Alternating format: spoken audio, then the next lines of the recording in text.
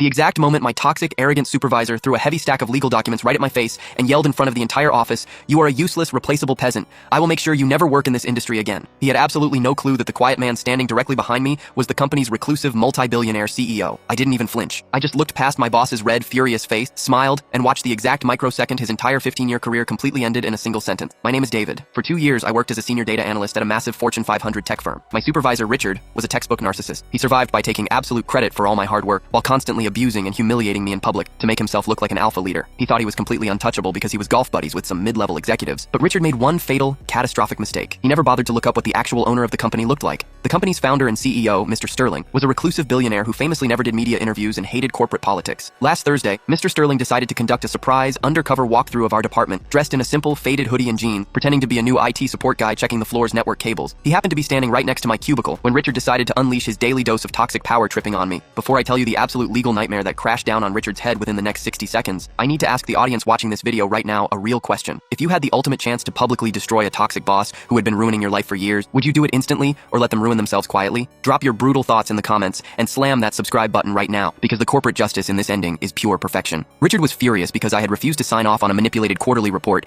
that illegally hid his department's massive budget deficits. He started screaming, calling me incompetent, and finally threw that heavy stack of papers right at my chest. That's when the quiet man in the hoodie stepped forward and calmly said, "Sir, there is absolutely no reason to assault an employee." Richard spun around, eyes bulging with rage, and barked, "Shut your mouth, IT trash. Who do you think you are? I own this floor. I can fire both of you before lunch." The man slowly reached into his hoodie, pulled out a black corporate executive badge, and swiped it on the terminal. The screen flashed, "Chief Executive Officer." The entire office floor went dead silent. You could literally hear a pin drop. Richard's face instantly drained of all color, turning a ghostly shade of white as his knees visibly started shaking. Mr. Sterling looked him dead in the eye and said, "Actually, Richard, I own this entire building, and you are terminated immediately for workplace assault and corporate fraud. Security is already on their way up to escort you out." He wanted to destroy my career, but ended up recording his own instant destruction.